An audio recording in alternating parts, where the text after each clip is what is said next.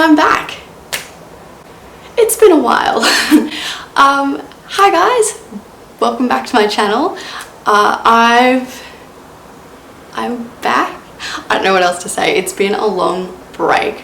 I guess I made my first YouTube video last year and then things happened, life got busy, and I hadn't really put much thought into it since. So guys, today I've brought you a haul. So I shopped at Sephora, Mecca and Crown Brush Australia. The theme for this haul is I wanted new foundations, concealers, setting powders. There's no real, well there isn't any eyeshadows or anything like that.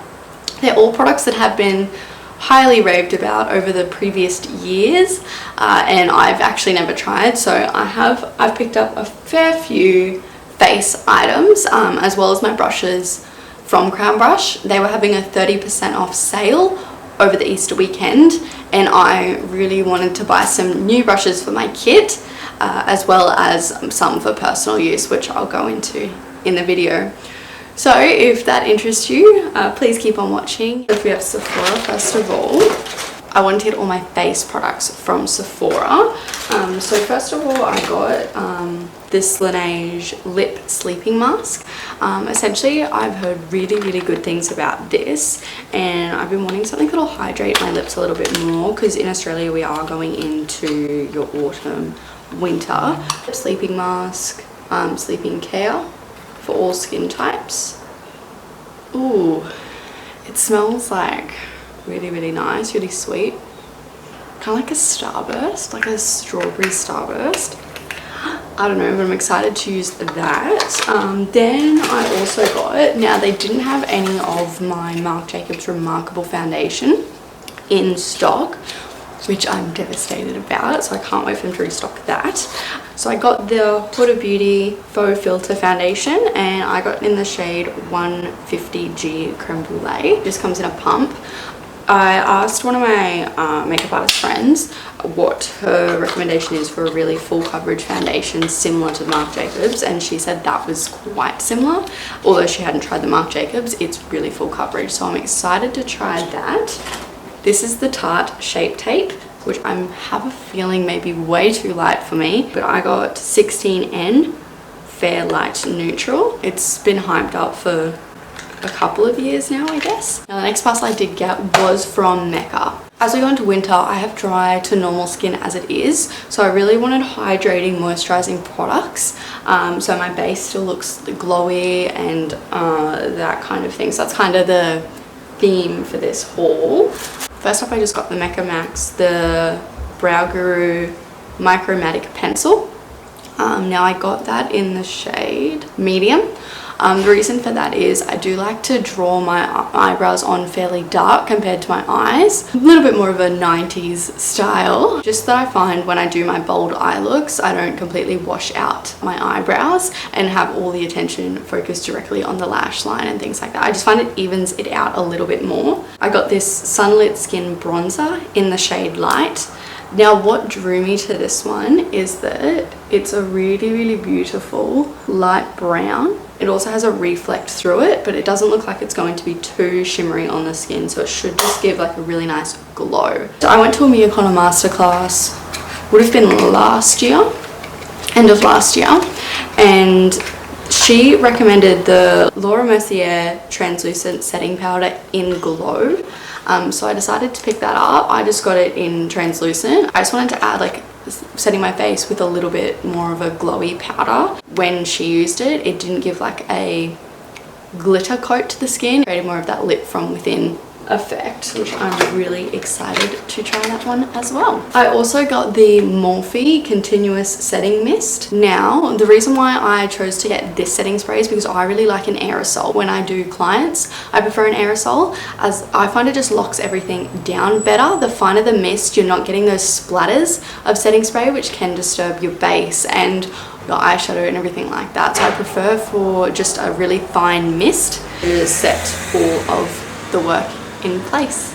I also got the Morphe Highlight and Contour Beauty Sponge. I wanted to get this one because I always like using a different sponge. I have used the Beauty Blender and at the moment I'm actually trialing a Kmart, one of the little cheap $3 ones. I really like the idea of it, how flat it is along there, so I should be able to get underneath the eyes quite nicely. It does have a really promising squish to it as well, like that's without it even being wet or anything like that yet too, so I'm looking forward to trying that one out.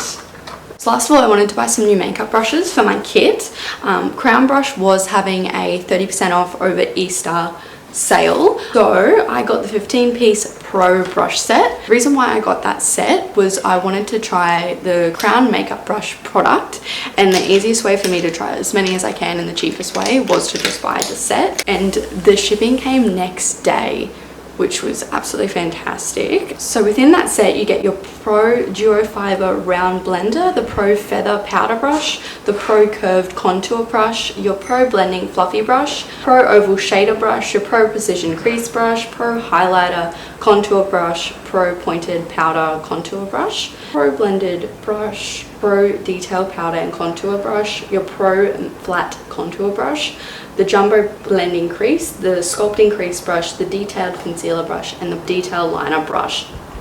So you get, I would divide into 6 larger brushes that would be good for use on your base and face, and then 9 of the smaller kind of more eye brush, and that includes like your under eye area, so setting the powder underneath there and blending out concealer and everything like that. It also did come with a carry case, which I personally don't use.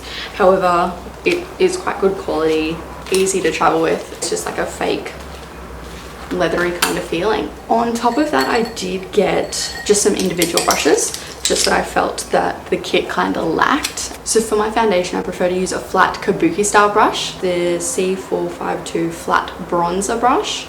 The reason why I do prefer to use these style of brushes, just because I find they give maximum coverage when you are applying your foundation. So rather than your sponges, which I like to blend out my concealers with a lot of the time, your brush gives you the most full coverage application of the foundation, as well as I find you have more control over the product itself. I also picked up the C406 Duo Fiber foundation brush.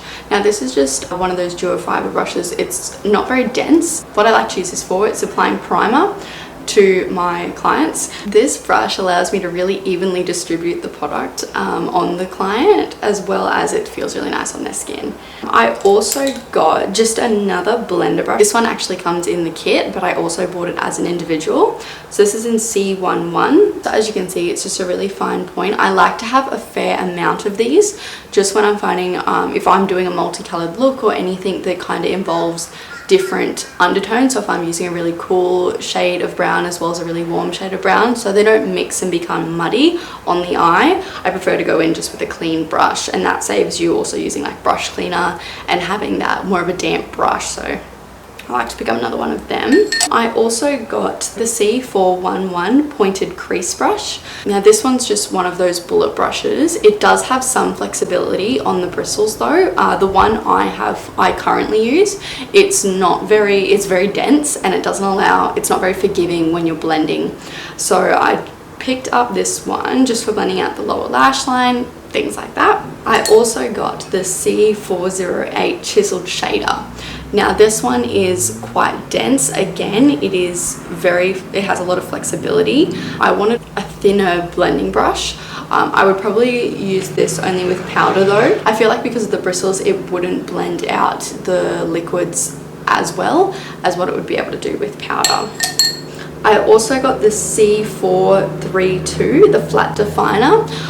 I like to use these as a top eyeliner brush. I don't really like the wings on my particular eye shape, but what I really like doing is going in on the top lash line and just putting in like your really dark color, so your fake eyelashes sit really seamlessly along the lash lid and you can't tell where the lash band starts or finishes. I also got just their brush cleaner. This is the Artist Selection Cosmetics.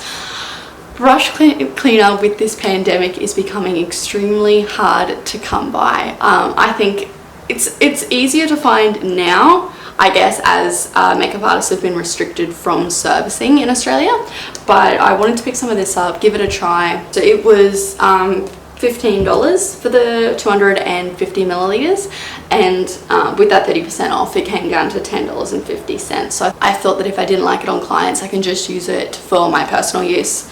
I also got a combo mixing plate and spatula. So essentially that's just for when I'm mixing foundation, or in Mia Connor's masterclass she also used it for mascara. So instead of just dipping a disposable spoolie on into the mascara tube and then risk it running out mid application, she goes in with the mascara wand and actually puts the mascara on the plate itself.